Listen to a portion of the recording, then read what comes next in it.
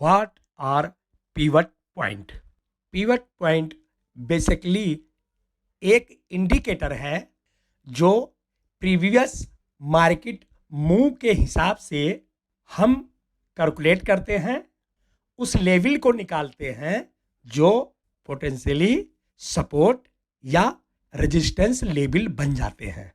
यानी आज मार्केट का हाई क्या था, लो क्या था, क्लोज क्या था, उसको हम कैलकुलेट करेंगे, उसमें फार्मूला लगाएंगे, उसके हिसाब से कुछ पॉइंट आएंगे, कुछ लेवल आएंगे, उस लेवल को हम प्लॉट करेंगे। तो वो लेवल जो हम इसमें प्लॉट करेंगे वो हमें पहले से ही इंडिकेट कर देंगे कि अगर मार्केट इस लेवल पे आई तो या तो सपोर्ट लेगी या फिर रेजिस्टेंस फेस करेगी। खासकर इंट्राडे ट्रेडिंग में, स्विंग ट्रेडिंग में भी, लेकिन इंट्राडे ट्रेडिंग में कहाँ पे एंट्री लेनी है, किस प्राइस पे एंट्री लेनी है, किस प्राइस पे एग्जिट हो जाना है, इसमें पिवट पॉइंट का बहुत ही बड़ा योगदान होता है। ये हमें बताता है कि इस लेवल पे हमें एंट्री लेनी है और इस लेवल पे हमें एग्जिट हो जाना है, या फिर स्टॉप लॉस को भी हम इसके द्वारा बताए गए लेवल को, यानी जो प्राइस पे ये लेवल आ रहा है उस पे हम अपना स्टॉप लॉस भी रखते हैं। एग्जाम्पल के लिए चार्ट पे आप देखिए, ये है पिवट पॉइंट। इसमें जो मेन होता है वो होता है सेंट्रल का, ये जो पी लिखा हुआ है पिवट पॉइंट। इसमें प्राइस भी लिखा हुआ आ रहा है कि बैंक निफ्टी का चार्ट है ये 41,426 पे सेंट्रल है, मतलब पिवट पॉइंट का सेंट्रल है। उसके ऊपर जो ये लाइन दिखाई दे रही है आपको, ये रेजिस्टेंस 1 है। ऐसे ही जब आप और ऊपर चलेंगे, रेजिस्टेंस 2 है, फिर रेजिस्टेंस 3 है, फिर रेजिस्टेंस 4 है और उसके बाद में रेजिस्टेंस 5 है। ऐसे ही जब हम नीचे चलेंगे तो नीचे सपोर्ट 1 है, सपोर्ट 2 है, सपोर्ट 3 है, सपोर्ट 4 है और सपोर्ट 5 है। आप इसमें देखिएगा ये प्राइस को भी बता रहा है। जैसे अभी सेंट्रल में 41,426 यानी 41,426 पे सेंट्रल है, लेकिन 41,182 पे पहला सपोर्ट है। और आप देखिए प्राइस को, आप देखिएगा यहां से देखिएगा, ये मार्केट खुली है 9:15 बजे, सपोर्ट पे खुली है मार्केट, कहने का मतलब सपोर्ट पे खुली है, लेकिन मार्केट नीचे नहीं आ रही है। आप खास करके इस कैंडल को देखिएगा, मार्केट ये खुली, यहाँ पे सपोर्ट लिया और मार्केट ऊपर चलती जा रही है। अभी आप यहाँ पे देखिएगा, यहाँ पे इसने रेजिस्टेंस को फेस किया है, ये देखिएगा।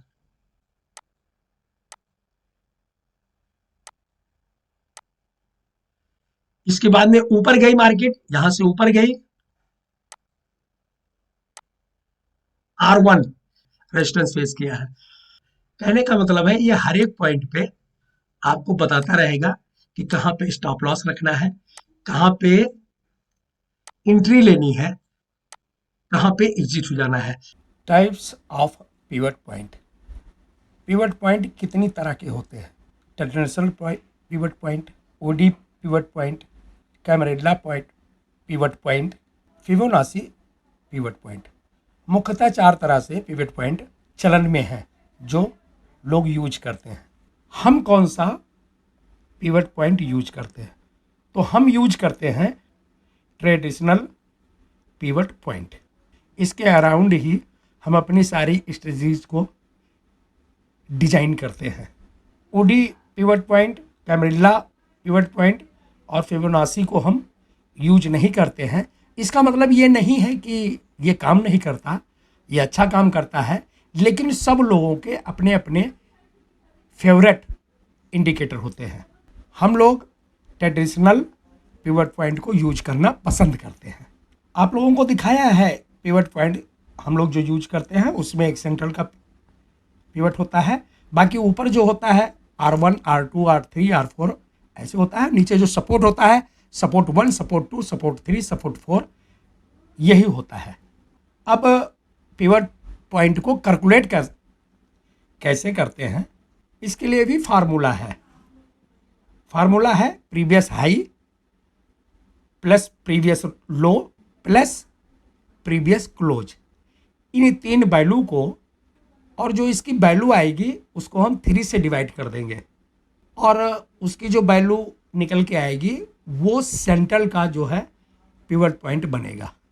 और ये R1 को कैसे कैलकुलेट करेंगे, S1 को कैसे कैलकुलेट करेंगे, इनके भी फार्मूले अलग अलग होते हैं।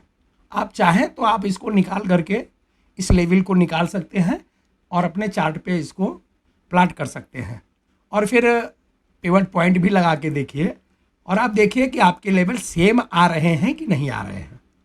अच्छा, जैसे हमने बताया कि जो पिवट पॉइंट है इसको हम प्रीवियस डे के हिसाब से कैलकुलेट कर सकते हैं, तो हम हर तरह से कैलकुलेट कर सकते हैं। डेली वेज पे कैलकुलेट कर सकते हैं, वीकली पे कैलकुलेट कर सकते हैं। अगर मान लीजिए हमें आज का डेली पिवट चाहिए तो हम कल का जो डेली वाला पिवट था उसका कैलकुलेट करेंगे और आज की लेवल हम निकाल लेंगे।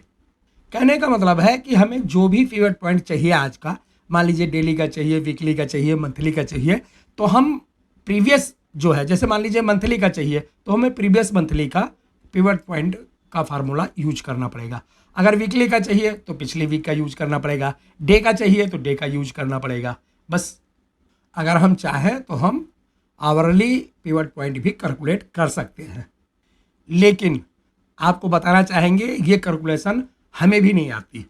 अगर हमें कभी करना पड़ेगा तो हम भी ये कैलकुलेटर लेकर के कैलकुलेट करेंगे इसको और तब निकालेंगे, क्योंकि इसकी ज़रूरत ही नहीं पड़ती। ये चीज़ जहाँ भी मतलब जिस भी चार्ट पे आप लगाना चाहो पिवट पॉइंट वहाँ पे ऑलरेडी है। अगर आपका डीमैट अकाउंट में चार्ट लगाते हो तो वहाँ भी मिल जाएगा।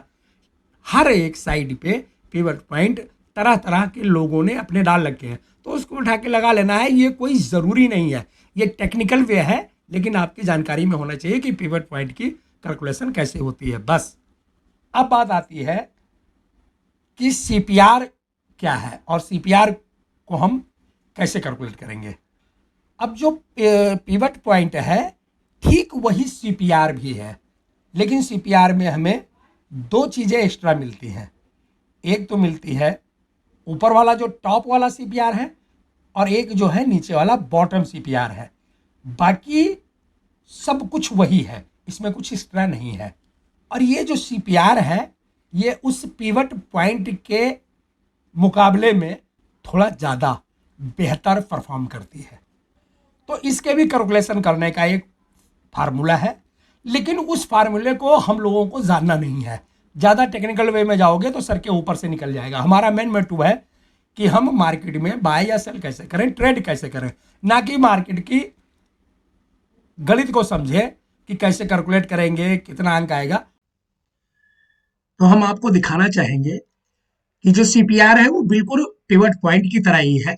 आप यहाँ पे देखिए सारी लेवल वही है, resistance 1, resistance 2, resistance 3, support 1, support 2, support 3, सब कुछ वही है। केवल जो सेंट्रल का जो पिवट पॉइंट था उस पे एक टॉप का और एक बॉटम, दो लाइनें और मिल गई हैं जिसको हम CPR के नाम से जानते हैं। आप देख सकते हैं बिल्कुल वही है, सारे पिवट पॉइंट वही हैं। बस ये जो सेंट्रल का जो ये पिवट पॉइंट है इसके ऊपर और नीचे एक एक लाइनें और मिल जाती हैं हमें। ये वाला हो गया टॉप का और ये हो गया बॉटम का। बाकी सब कुछ वही है, सपोर्ट 1, रेजिस्टेंस 1, ये रेजिस्टेंस 1 है, ये रेजिस्टेंस 2 है। तो ऐसे ही सब कुछ मिल जाएगा, बस केवल हमें ये टॉप की और बॉटम की दो लाइनें और मिल जाती हैं। अब बात आती है कि कितने टाइप के CPR होते हैं। तो इसमें एक CPR को हम वाइड CPR बोल सकते हैं। वाइड CPR का मतलब है कि इनकी जो पिवट है, जो 3 लाइनें हैं, वो थोड़ी दूर दूर पर हैं।